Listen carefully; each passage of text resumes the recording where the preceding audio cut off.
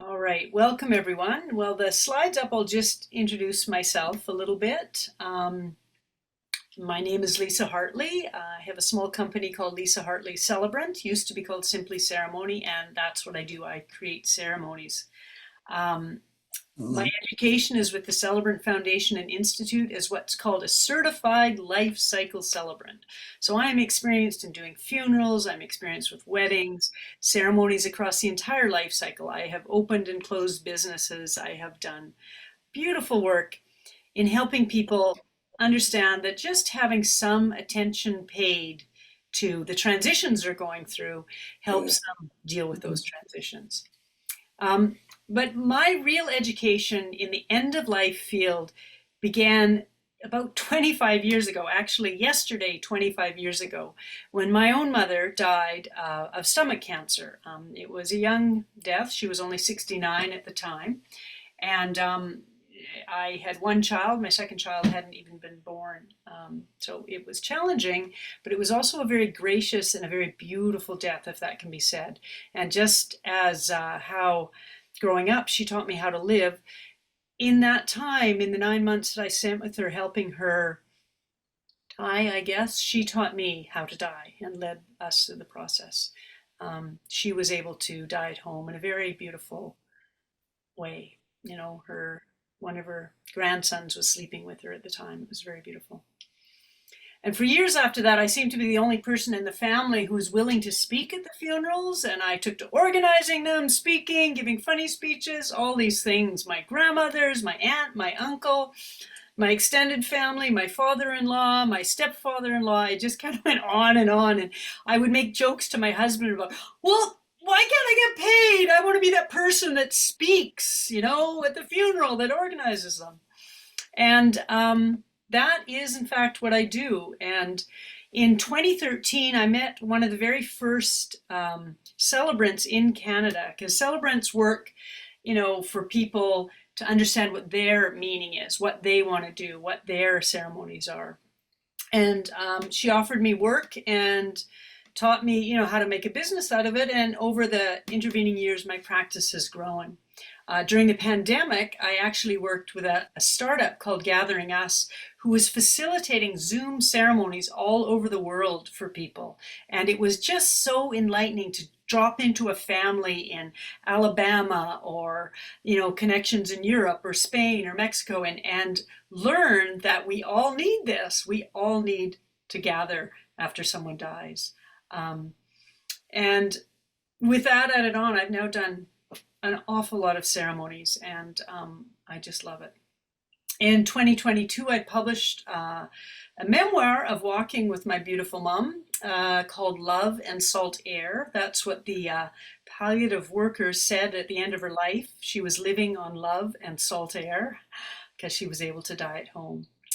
Um, so I have many, many, many stories to share with you, and I know that Connie does too, but I think I really want to call to the fact that you've all got stories to share, I'm sure, and there's an awful lot of wisdom in the room here. And I have found as I go on and on in my work, I do less and less. So there's really an invitation tonight, and we will use chat because, but an invitation to you all to think about why ceremonies are important. I'll ask you the questions as we go, and I really do mean that I want to hear your answers. I want to hear your experience because um, yeah, it's important. And yeah.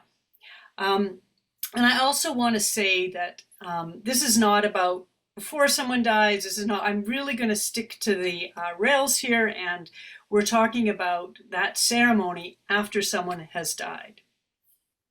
So this workshop kind of comes out of a workshop that I did at Mountain View Cemetery early on, I think in 2013. And it came out of that sort of thing where people say, don't do anything when I'm gone. Don't worry about me. I'm fine. And it's like, okay, but it's not all about you. It's not about the person that died, even though we're talking about them. The thing is that we need a ceremony. One of the women during those workshops had shared with me that four of her grandparents said, Don't worry about me. I don't need a funeral. And what that experience was for her, not to have a single memorial, funeral, celebration of life, anything for all of her wisdom people. My father, who was kind of a character, he'd said to my brother, and he truly meant it. They were up fishing in the chaperone area in the interior, and he and my brother were standing on a bridge and looking over a creek, and he's like, when I get to the end of my days and I can't hear and I'm just disabled, just push me off. And if that doesn't work out, then I just want you to dump my ashes up here. I don't want anyone to fuss over me. I don't want a funeral. So I would invite you all. Why don't people want to have a funeral? Why don't they want to have a memorial? Why don't they want to have a celebration of life? Can you put in the chat your thoughts and experiences, please? And Connie's going to read them out for us.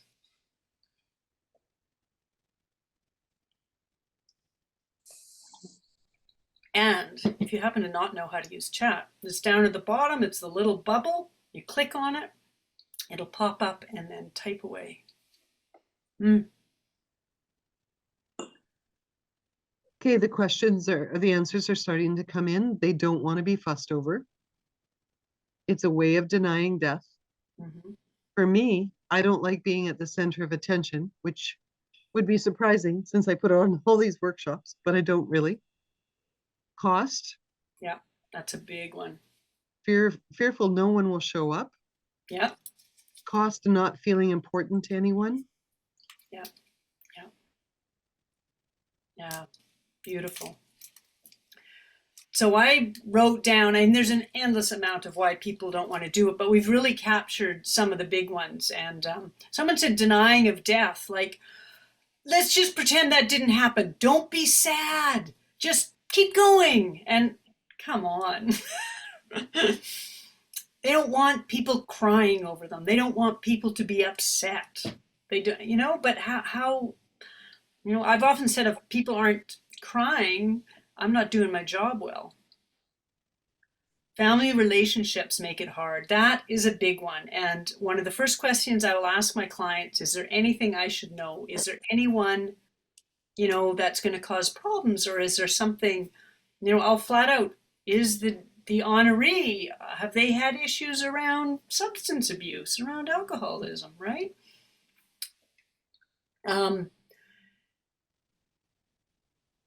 So there's also, no one brought up this idea that people, especially sort of a little bit of an older generation, have only seen church funerals, church memorials, and they're really dour, and they don't actually talk about the person. And I had a client who was, sorry, I won't get it right, but she went to church every week. She was very devoted, but she did not want her ceremony in the church. She didn't want priests doing whatever. And so we used some of what you might see in a church, but we had it about her. Sometimes people are fully secular. That was my father. Didn't believe in God, agnostic, just feed me to the fish. It's expensive. That's a big one. It is really expensive. It can be, and there's ways around that. It's stressful. I think someone said that too. The family is already grieving and lost, and you're dealing with all the paperwork that Connie's talked to you about, right? All these incredible, like this, that, death certificates, that, and now you want me to put on like a big party, whatever that is. They don't know how to do it or what to do about it, right? They've said no to synagogue, they've said no to whatever it is. And then what? And then they're just like, well, a celebration of life, but sometimes people think of that as a party, right? So what is it? What do you actually do? Another one, not feeling important to anyone. I don't like to be center of attention. They don't want to be fussed over. Like this, what are people going to say about me, right? What if you have a few things that haven't been cleaned up in your life, right? There's one person that makes a living in Australia. He goes to funerals and he says what has never been said, right? that woman was having an affair with my brother, like speaks these horrible things, these horrible truths. But he's called the coffin confessor.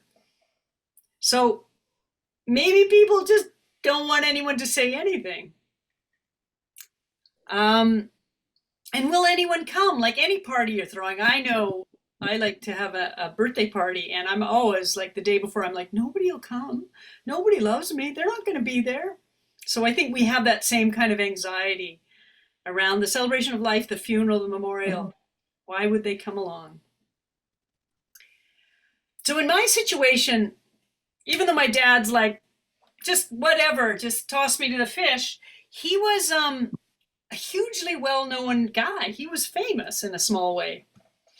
And he also, I really loved him. Like, I needed something, and my siblings needed something, and his grandchildren needed something, and his siblings needed something.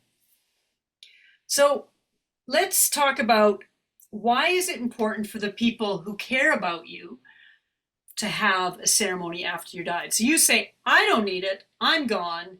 What about your family, your friends, your community? Why is that important? So we'll just put that in the chat again. So I see closure. I see time to grieve.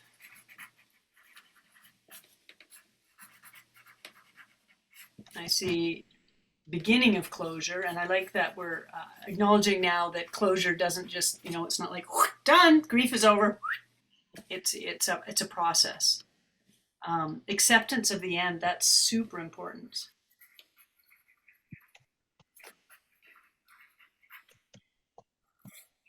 Um, Talking to the family about what their person meant to me. Yeah, exactly. So you can go to the family and you could say, I know this about this person. And, people learn new things. That's something I hear now from clients as they say, I'm doing this so I can learn more about the person, right? Which is really beautiful. We're coming to understand how important all those stories are. And I just want to jump in here and say that my when we are parents, sometimes our children don't know a lot about our outside their life. So my daughter and son know what I do for a living, but they certainly don't know that I'm doing this. They don't know. They've got a copy of my book, but they've never opened it. So it's I want other people to say to them, "Oh, your mom did this, your mom did that. I loved your mom because," and for them to get more of a wholesome picture of who I am. I that's so true. For a long time, I don't know if it was because I started out with my mom dying. I worked with a lot of people that had lost their mom and younger women. And um, when women are older in an old tradition, sometimes people don't know their names even, or don't use their names. I'm like, what's her name? And they'll know like the first name, but they won't know the full name. They won't know the maiden name. And it's really, yeah. So I have developed processes there. So, okay, to address closure again. So we, in terms of grief, and again, I'm sure Connie's talked with you, we don't talk about closure, but sort of a completion, a sense. I say to people, there'd be a sense of relief often after a memorial. There'd be a sense of relaxation. You've taken care of them, you've done that, you've honored them. Um, I've asked Connie to bring that one up because one of the things, I'm going to go back to these questions in a second, but because this is here. Um, so carrying rituals forward. My mom's ceremony was held on the beach, and my sister brought all these lilacs and put them in buckets on the beach. And after we closed the ceremony, the minister invited people to take the flowers down to the water and talk to her, right? Just say something, say goodbye. So it gave them a ritual, something very hands on to do.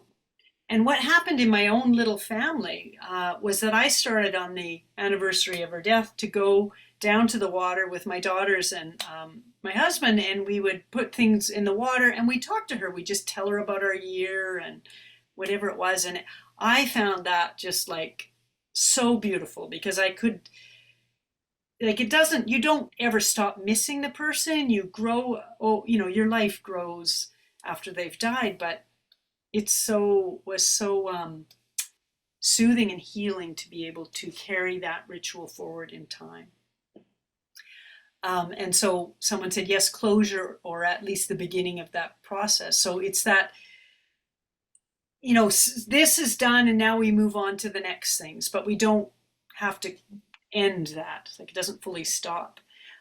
Time to grieve. So within the ceremony itself, we actually call this mourning because it's a public expression of grief, right? They tend to say grief is more your personal expression. Mourning is when we're wailing together, when we're sobbing together, when we're telling the stories together.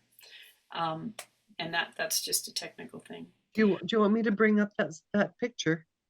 No, that's good. Okay. Or yeah, okay, that would be a beautiful picture actually. The one with Dad and I. So these pictures you're seeing are from my book. This is my father and I. My mom had wanted her ceremony on the beach in front of her house. And she had a lifelong friend that was a minister, so he held the service. But we Can you close your door, John? Also did many other things. So that's my father. He's quite a bit older than Mom. And I think for me, that's just an expression of deep grief. And it's also public mourning at this point as well, isn't it? Yeah, it is. And what's the difference? Can you tell us a little bit, Lisa, what's the difference between grief and mourning? Exactly, yeah. So we've talked to it a bit, but so what you see there is there's 200 people, you can't see them. And there's my father in deep loss and grief. She kept his life together.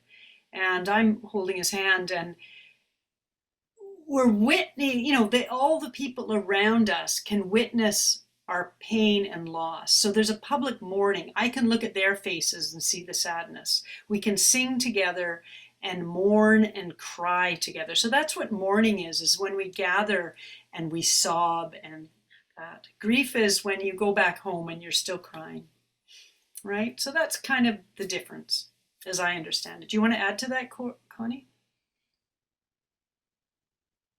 You're muted. We're good, thank you. That was good? Okay. So Alfred put down acceptance of the end. I really like this because there's this transition that happens. You start out the ceremony and you're like, she is, and we talk about who she is. And by the end of the ceremony, you're saying she was. And it's absolutely that transition, right? Because I don't know if any of you have ever experienced, after someone dies and before you have that first ceremony, there's this liminal space that I don't feel grounded until you understand. And sorry, you all.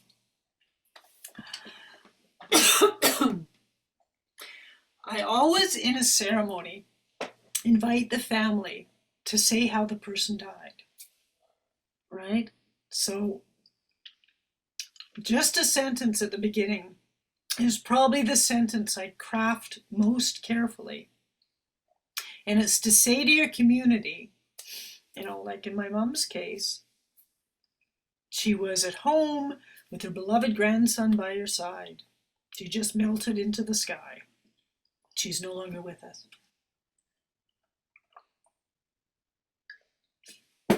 And that does so many things. The community knows what happened. The community knows when it happened. You could say at 10 o'clock in the morning. The community can understand, right?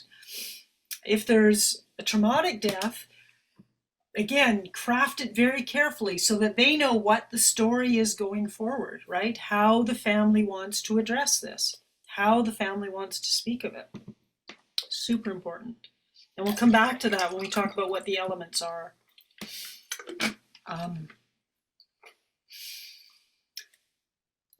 So talking to the family about what their person meant to me is what Connie has said. So there's a really important thing about gathering together with other people that are experiencing the loss and the grief. and they are not experiencing it in the same way. You may be so close to the person, and the person you're talking to may be, several arms length removed, but they are missing them, and they do have memories they can offer you. And those are important. That's the storytelling aspect that just is beautiful. And that's how we transition from a person that's physically present in our life to a person that you will remember, a person who's still part of your life, but a person who's held in story and memory and in relationship with other people. Grief is super isolating, and a way to acknowledge, to come together and acknowledge the loss is brilliant.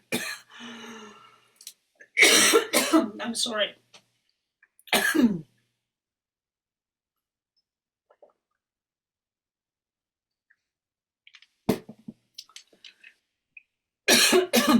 I'm going to go off script while my voice corrects. And can we put in the chat, can you put down some things, um, some ceremonies that you have seen really difficult things happen? Things in a ceremony that didn't work or did work? I'll give you both those just for a minute. And I'm gonna have a little cough here. You want me?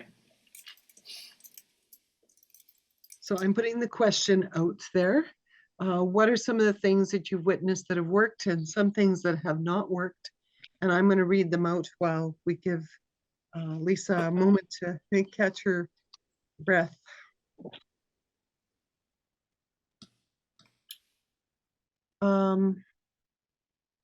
Often people who attend a celebration of life are uncomfortable in public speaking in front of others.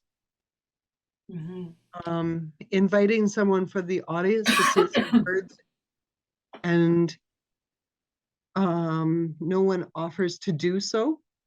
Seen that happen a couple of times. I've personally seen where everybody wanted to talk and it went on and on and on and on. Things that work are humor, acknowledging that the person had faults, yet they were loved. Yeah, that's a beautiful one. I really love that. It's really important to name the person, like really describe them honestly, right? With humor, with the love and caring you have for them. You keep aiming to that person, and the more clarity, the better you will all feel, right? Because you really kind of, I say, bring the person alive, but that's a bit of an odd way to put it. I haven't found better words.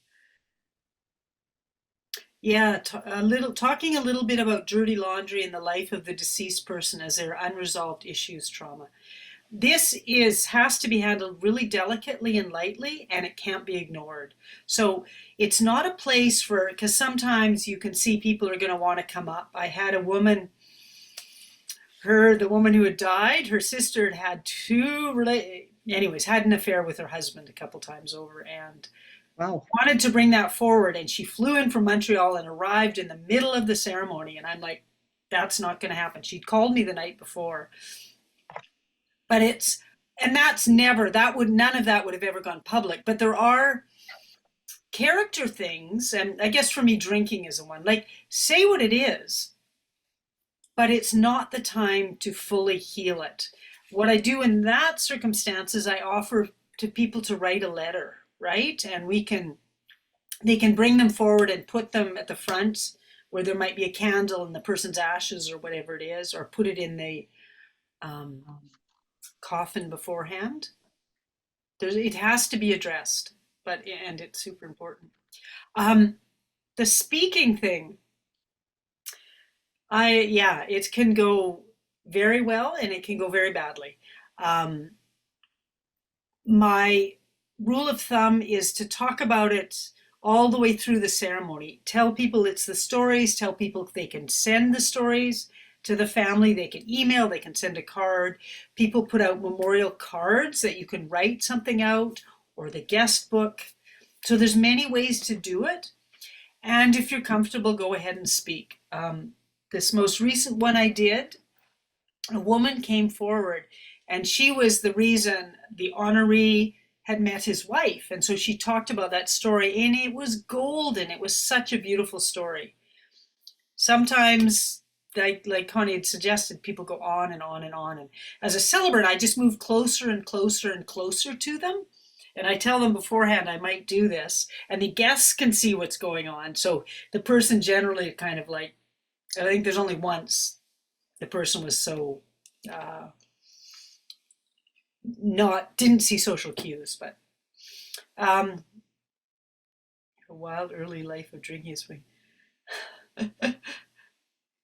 That's wonderful, Anne. You just don't know what's going to come out. And I do ask the family that very question before. Is there anyone you don't want to have speak? Right? Is there any concerns you have? Um, this recent event, I was going to talk about how isolating things. This woman was caring for a father with Parkinson's. He's the one who died, and her mother, who has Alzheimer's, her brother was in jail in the States, and she was fully isolated in this caregiving through the pandemic. And now he died, and she's a really one of those people that can do everything. And she called me last minute, and I said, I can help you. And you could just see her like, right?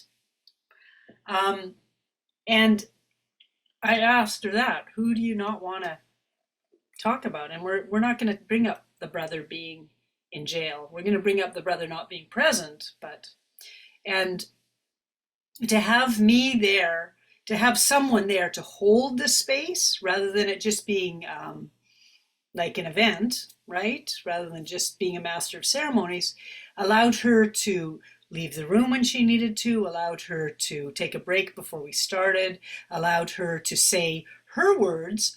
I did the eulogy, right? She was able to just say, I love my dad, I miss him, those kind of things.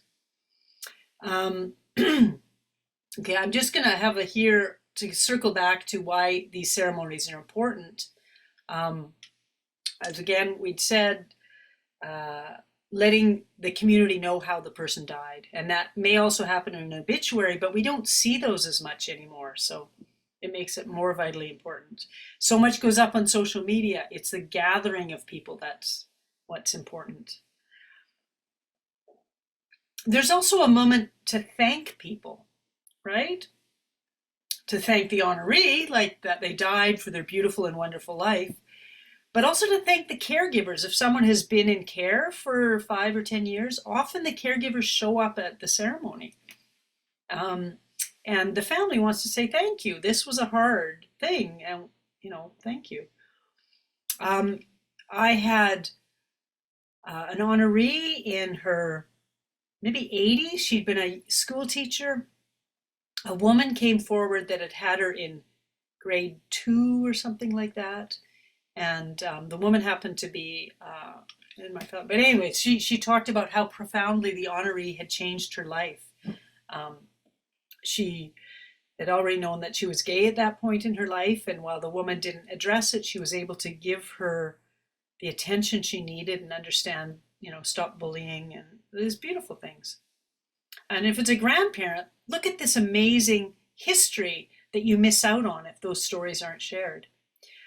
I send my clients a keepsake ceremony, and the reason I do it is although the eulogy, all the speeches that are given, everything is all there, and it's like a history of the person, right? So the family has that, and then the grandkids, and everybody has that.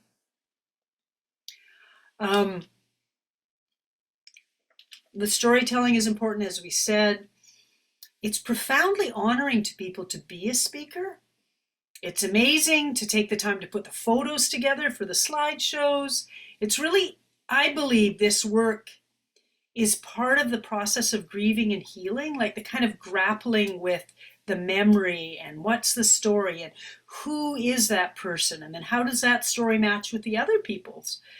They see it differently. I always suggest, like, people say to you, how can I help? Well, say, make the slideshow, make some food, do that. This is how we take care of one another in this. And it's really important in every level how to bring your community in.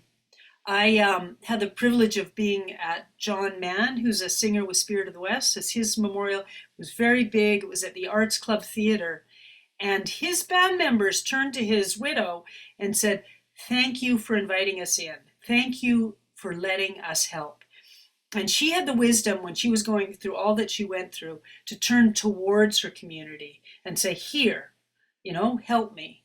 And that truly makes all the difference for people. I've seen that in a number of occasions and other times where people close in and say, again, it's that thing.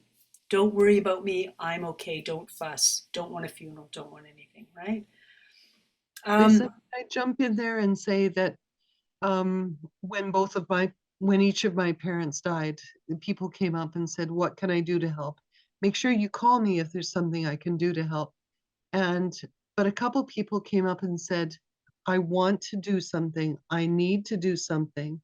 What can I do?" Or they said, "I have done A, B, or C." And so that it took me it off of my plate, because when you're so busy, when you're planning, you've been planning, this person has died. You for me, especially with my mom, it was 3 weeks of being at vigil at her bedside, um and then she died, and we had two ceremonies, one in Vancouver and one in Kelowna. And by the time I got to Kelowna, I was so exhausted that I was dizzy with it. And so when people came up and said, "Oh, I made sure that the guest book was put at the front. Oh, and they stepped in and just did things for me." It made all the difference in the world.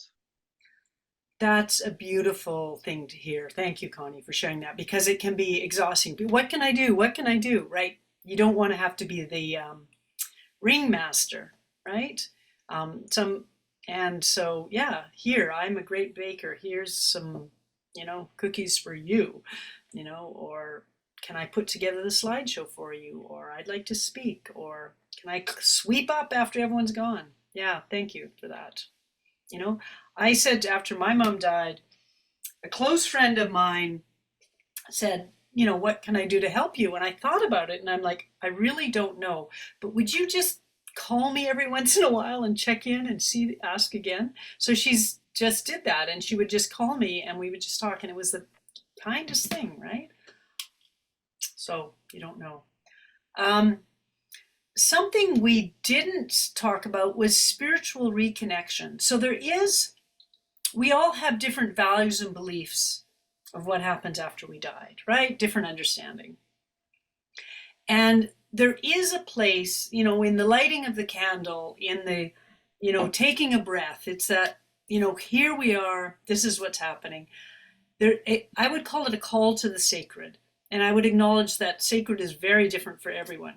For my dad, it was the fish that were going to nibble him up or the, you know, geese in the sky. And that's okay. But this is a time to go, okay, guys, death does happen. And again, the person that said you don't want a ceremony because then you'd have to admit that person has really died and death happened. So Sandra said it's amazing how healing a celebration of life can be for other people who didn't get one when someone important to them passed. And that is true. That is so true. Because when we go and cry, it's not just about us. You've seen the outpouring when a famous person dies or a celebrity. That's not really about the celebrity. That's about the grief and loss that we're carrying, right? So that gives us a chance to cry, gives us a chance to, you know. Um, so yeah, we've said there's a transition from she is to she was. I also think it's a nice transition from crying to laughing because people, again, will say a celebration of life. Well, we can't celebrate until we grieve, right? You all understand that if we're not crying fully, we're not laughing fully. So it is an opportunity to feel, gives everyone permission to have a good wail. Okay, so I just for a minute want to talk about celebration of life versus a memorial versus a funeral versus a graveside service versus ashes scattering. We now do witness cremations, all sorts of things, right? We do home funerals. Um, I'm just for this, there's lots of different things, and you can ask me in a bit. But for our purposes, I'm going to talk about first a memorial versus a funeral. Um, Typically, it's about sort of timing of how soon it happens, right? If you're lucky enough to be able to witness a person after they've died, that's a beautiful thing, and there's a moment there when you can see them, because this is all about us recognizing that someone's died.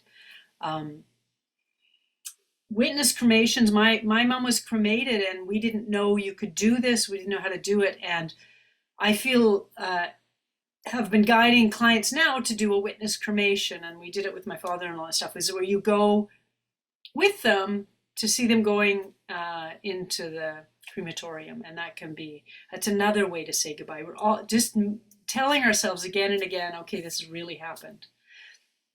Then we talk about a funeral, which is when a person is present. So if there's a casket there, that's a funeral. It generally happens within the first little while.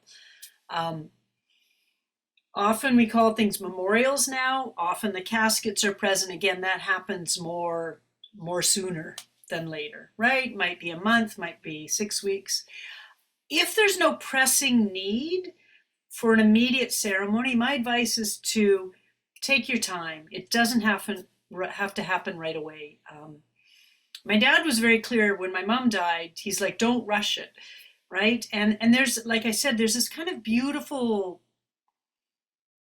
liminal space, I call it. It's a sacred space after someone's died, where I think they're lingering around. It doesn't really matter, but there's something quite beautiful going on until that time that we've had our ceremonies and acknowledged, gone from the she is to she was. Um, Celebration of life, often what people want to call it right now, and it's that kind of, I don't want people to be sad. I had a friend die 2 years ago, and he wanted people to dance at a celebration of life. And that's a hard request. That's a tough one. And so the first thing is we put it off a year, and we did a witness cremation. There was an open house where people gathered beforehand because that's what their family had done. Um, and his immediate family had done some small things as well. So there were some ceremonies in place, and so we could do a year later the celebration of life. And when we did the celebration of life, we allowed people to cry first, right, before we could move on into the dancing. And it wasn't easy. I was, and but. Um, so, and the other thing I just want to say again, yeah, it's people will say, I want a party. I don't want anyone crying. Like, give them room to cry, then have the party, right? Give them room to cry. Um, okay, so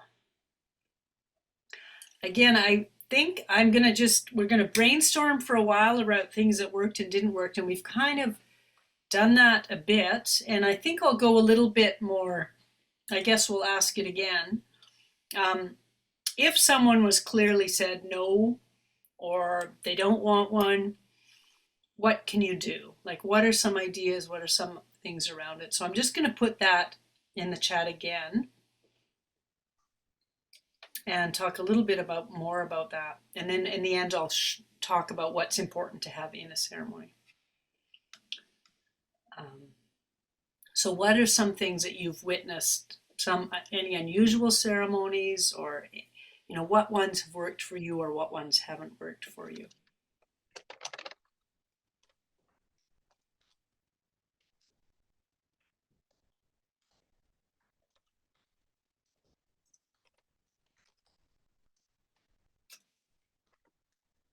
I think that some ceremony can be very, very private. I witnessed, I was in Hawaii and it was sunset, and there were a group of three people, and one of them had to lay the sun probably, and he waited for the sun to just hit the horizon, Hmm. and he threw the lei out onto the water, and then he dove underneath the lei and had it come up over his head and his neck. And I don't know, whether his person, that was their most beautiful time of the day or their most beautiful place, but there were very few of them there. And I think that we can have an idea that it doesn't have to be a huge number of people. It can be just a couple.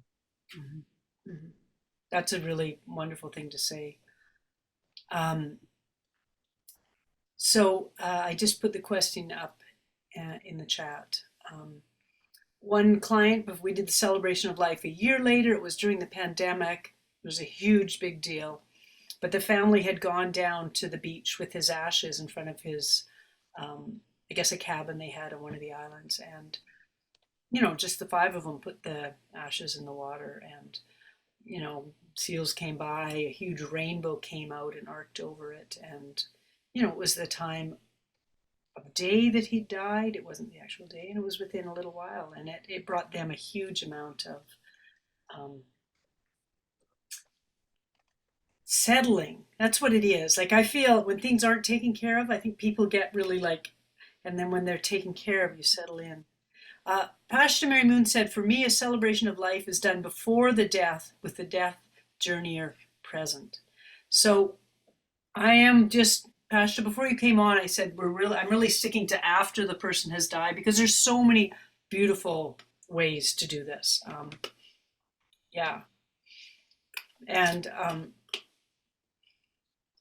so I'm kind of walking in the land of sort of a more typical, a person's died, what do you do?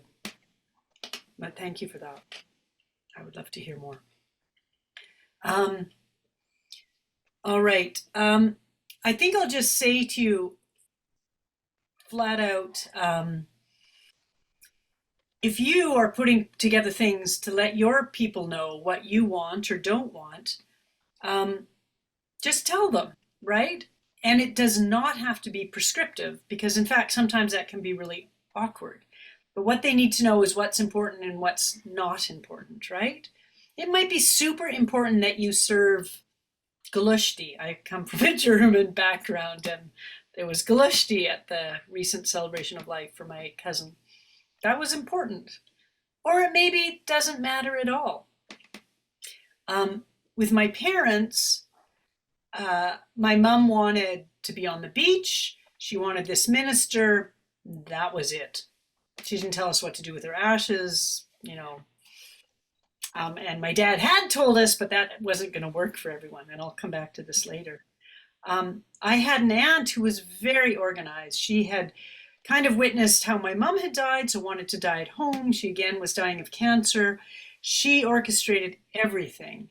And it actually, her dying time was quite challenging. And she had a Catholic ceremony with a priest, so that the funeral was very controlled. And then when it came to her kind of the reception afterwards, she had chosen seating, every food that would be cooked. And again, it was very controlled. She picked out the slideshow and everything. And much as I think she was that person in their family always, she kind of took away that thing we talked about earlier of the necessary work of this, right? The necessary kind of digging through the memories, and the family just had to do what she said, right? So they didn't get their own experience. It's not all about her, right? A lot of it is, but mostly, it's about these people that are facing a big loss. Lisa, can I jump in there? Because it seems like a really appropriate place to where a lot of people and will say um, that their loved one has said, I don't want a funeral. Please don't have a funeral. Or I want to be buried. I don't want to be cremated, or I want to be cremated. Promise me that you will. And Mm. so they've enacted a promise, and then there is tremendous guilt and maybe even superstition or karma or um, Yes. a spiritual reckoning or something that feels tied to that. So how can you explain that a little bit? I guess that's the other piece. Just let your family. I have this letter that the Willow people, Michelle gave me of Willow, that is kind of a letter of, I'm okay, I've died, whatever you do is fine, right? This, like, it's really okay. These are my wishes, this is what I would like, but I know life changes, right? And so, and again, that's with the prescriptive thing, like, you can't control beyond the grave. My dad tried to do that one with his will, and people do, right? You see it showing up in different ways. Um, and I think, Connie, you're speaking to a guilt. My siblings were both told to take care of me, and my sister, I finally had to go. It's been 25 years. I'm like, I'm okay. I got this, sis. Like, step back. No, I don't know. Just be careful what you say to the people that love you. And the most important thing is, I love you. This is what I'd like. If it doesn't happen, that's okay. And if you don't mind, I want to share a story about my dad because he was quite a character. And we'd asked him what was important to him after we've told him, again, he had a slower death from cancer. After we told him we're not, tossing him off the bridge or whatever. And he said, well, do whatever you want, just no church, no church. And we're like, okay, how hard could that be? But the only place that had what we needed, because we needed 300 people, we needed really good microphones because they're all old guys that were going to talk. The only place that was available on that day, the only place in Victoria was a very large United Church with balconies and everything. So that's what he got. However, my dad was a trickster, and this too happens in ceremony. Things happen that are absolutely out of your control, and that is the way it should be, right? And calling to those people that want to do everything, and I see those chat words too. But for my dad, there's 300 people. We've got young kids. My sister and I are sitting in the front row. My brother's going to give the eulogy. He's somewhere else. My husband, I called him. He's a sound technician. I said, okay, we checked the sound yesterday, but it's not the way it said it was. There is no tape deck. You've got to bring one in. And I think, anyways, he's bringing it in. He gets it set up. He knows what he's doing. Everyone's there. We're running a wee bit late. 300 people, quiet church. And he tests it, right? He's got to see because he wants the sound levels, thinking it's just in his headset. Pushes the button and it booms out. I never died, said he. And I lost it. I'm at my father's funeral and I start laughing, and my sister's sitting next to me, and we're just like, can't look. Anyways, he also had a woman in black sobbing with a veil over her face, grieving, and brought a bucket of live crabs that she put at the front where everyone else was speaking. So things just happen. And, you know, that was my dad, right? And that is what's important, is that you create a beautiful ceremony and then you're there to experience it. You're present, right? Okay, so what is important? So I'm going to go back here in the chat. Sandra says a slideshow to share the life of your loved one helps those attending to remember the good memories. Yes, I love slideshows. They're wonderful. They're a good transition. You've told all these stories, and then people can cry and come back to themselves again and think about their own stories. Beautiful. And putting them together, right? You go through how many more slides? A brief summary of their life from birth, and then input from friends as to present. Absolutely. And they call it a eulogy. I like to call it a soul sketch because I like it to be the juicy bits, right? She was a gardener. Well, who wasn't a gardener, right? She would go out in the garden when it was pouring rain and, November, and she would be digging, right? So how were they? Why is it they love these things?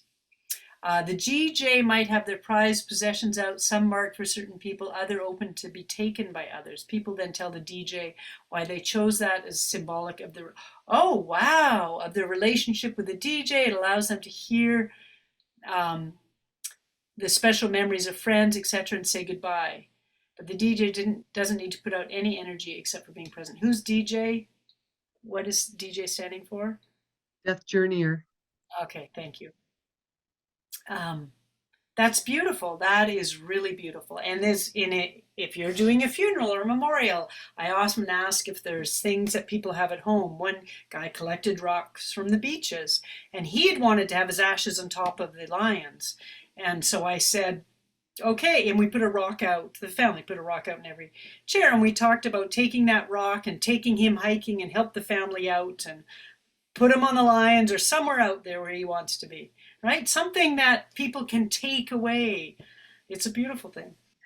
It can be candles, it can be cookies. One woman had a collection of birds on her tree, so people took birds. Wildflower seeds. Connie, can you read the next one out? I think we're Janice. Yeah, a good reception at the end of the service for people to share memories. I always think that you've got to have at least 2 hours, 2 times as long as you expected people to stay. It's the one party where people will stay and stay and stay and stay and stay and chat and stay and chat. And to the point where, the funeral people or the church people or whoever are trying to get people out the door. Um, yeah, a good reception because people have come from often from very far away, and this is a really important time for them. And this is reweaving your family without the person present, right? You meet Auntie whomever, so she becomes your mom for a little bit, and you meet her third friend, whatever. You start to reweave that hole in your community. Um, I'm looking at the time, Yeah, so I'm we're gonna starting to get there, but what did you call the eulogy? It was a really good name. I'll put it in the chat. soul sketch.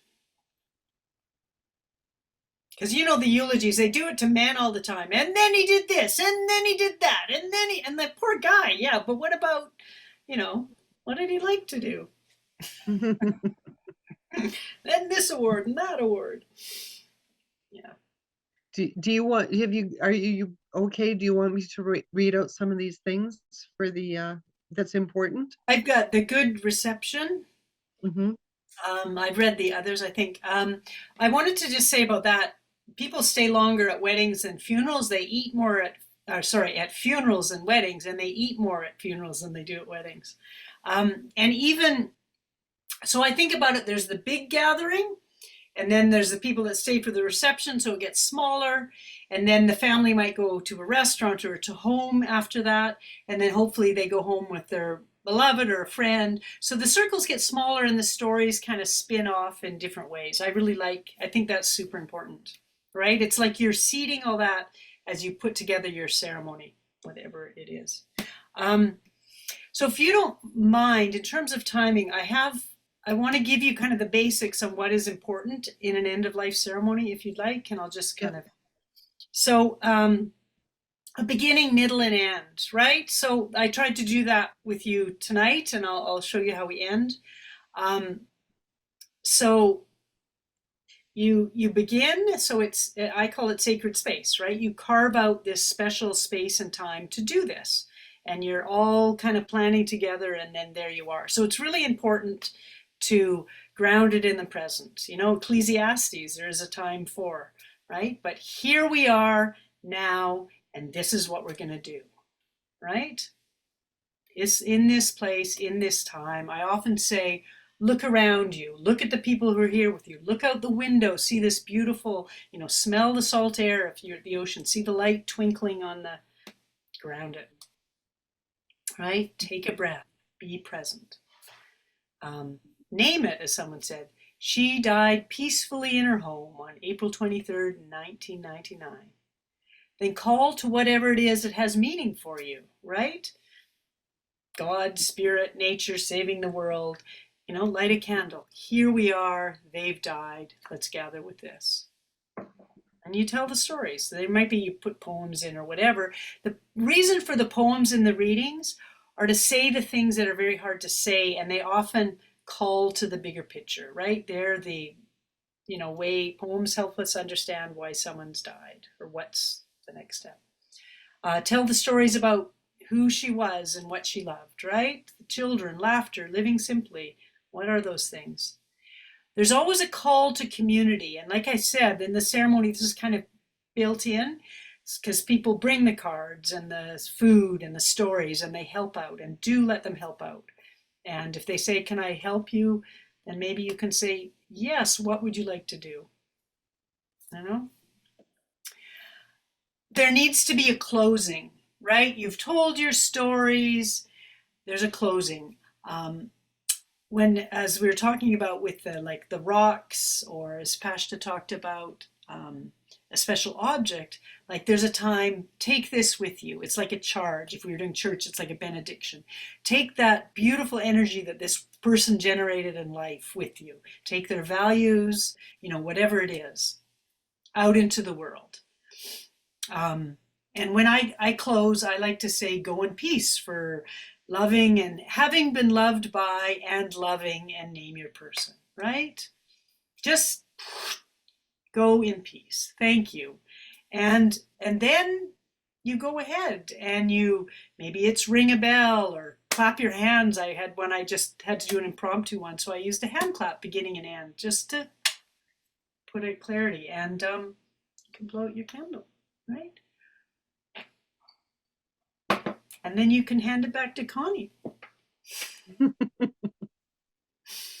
I want to, before we go any further, I want to talk for you to briefly talk about your book. And then I have done the best I can with nobody else present. I have put everybody's name in a bowl, and I'm going to get Rona, because she's at the top of my screen, to unmute yourself. And as I'm shaking it, I want you to tell me to stop, and I will put my fingers into the middle. Okay. Sup.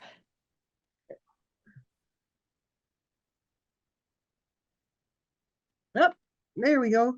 Lar. Are you there, Lar?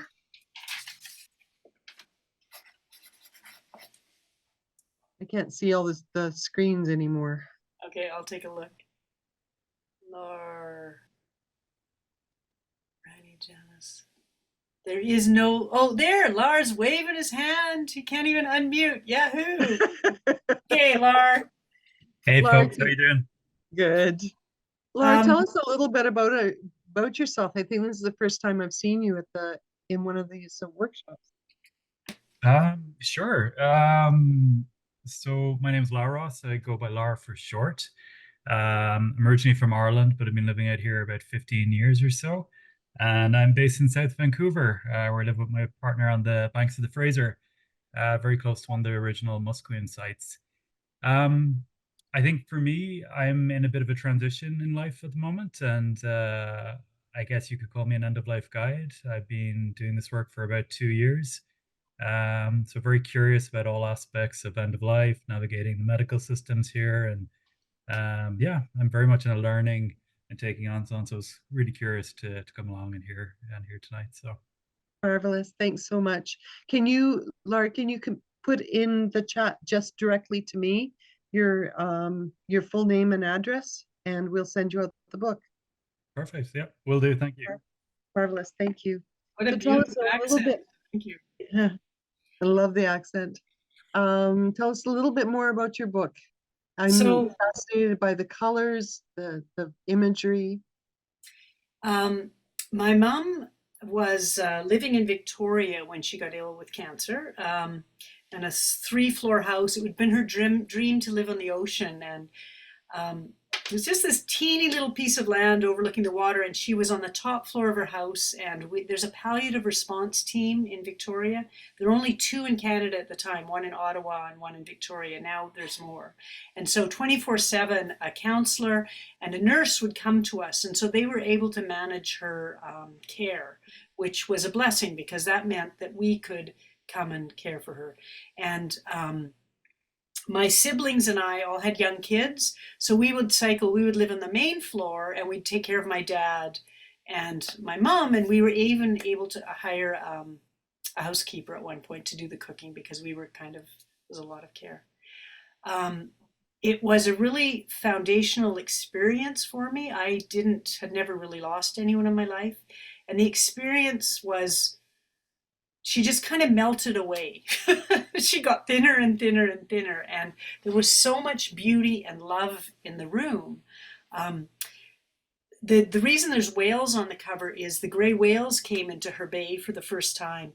And I don't really know whether they had in the past and we just not seen it. You know, it was enough quiet that we could see it, or it honestly felt like the animals were coming to her. There was an eagle in the tree that would come, hummingbirds that would come, and it taught me that death was not terrifying but a beautiful thing. It didn't mean I didn't have a huge amount of grief, but it taught me that. And I know several people use it to actually teach end of life care because it just walks that journey. So I would love to hear what you say, Laura, afterwards, after reading it. Yeah, it's a beautiful book. I put it out as a gift in the world. I wanted it to be comfort for my mom. Comfort for others after losing my mom. So, all right. Are there... I'm just going to just pull your slide up one more time, and so that everybody knows you. Just 1 second. It's hard. I always want 3 screens. Yes. Absolutely.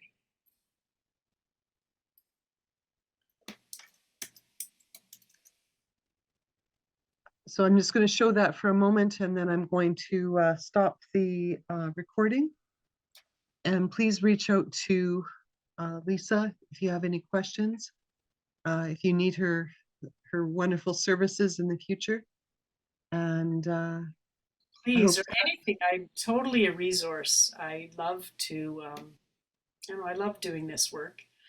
I keep trying to find more well-paid work, but I love this work and I keep coming back to it. It is beautiful. So I'm happy to be a resource for anyone.